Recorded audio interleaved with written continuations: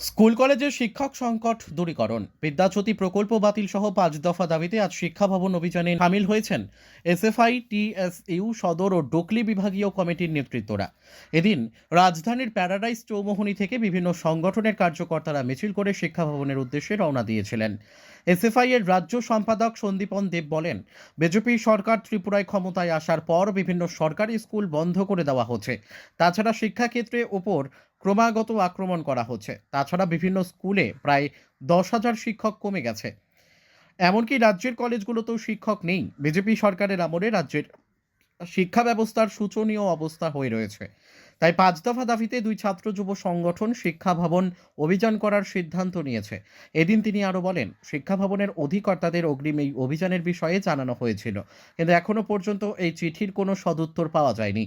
তাদের দাবিগুলো হলো, সরকারি স্কুল বন্ধ করা যাবে না, স্কুল কলেজের শিক্ষক সংকট দূরীকরণ, বিদ্যাজ্যোতি প্রকল্প বাতিল, পড়াশোনার খরচ কমাতে হবে এবং নিয়মিত স্টাইপেন্ড প্রদান করা হোক।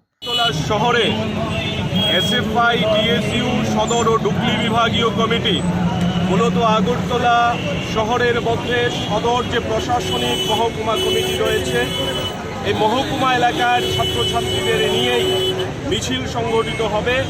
5টি দাবি আমরা মূলত চিহ্নিত করেছি। রাজ্যের বিভিন্ন সরকারি স্কুল বন্ধ করে দেওয়া হচ্ছে, সরকারি স্কুল বন্ধ করা যাবে না। দ্বিতীয়ত, সরকারি স্কুলে আমরা দেখছি যে শিক্ষক নেই, শিক্ষক নিয়োগ দ্রুত করতে হবে, স্টাইপেন্ড নিয়মিত প্রদান করতে হবে। তার সাথে সরকারি স্কুলে পড়াশোনা করতে গেলে পরেও আজকে পড়াশোনার খরচ বেড়ে যাচ্ছে, কলেজে পড়াশোনা করতে খরচ বাড়ছে, বিশ্ববিদ্যালয়ে পড়তে খরচ বাড়ছে।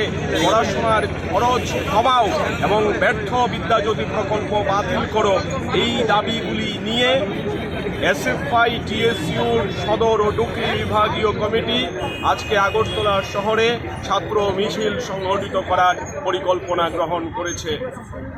যদি আপনাদের দাবিগুলো পূরণ না হয় আগামীতে কি কর্মসূচি? আজকে তো শুধুমাত্র আগরতলা শহরের ছাত্ররা মিছিল করবে, আগামী দিনে প্রত্যেকটা মহকুমায় ছাত্রদের মিছিল হবে এবং পরবর্তীতে রাজ্য জুড়ে ছাত্রদের আন্দোলন তৈরি করার প্রশ্নে আমরা ভূমিকা নেব।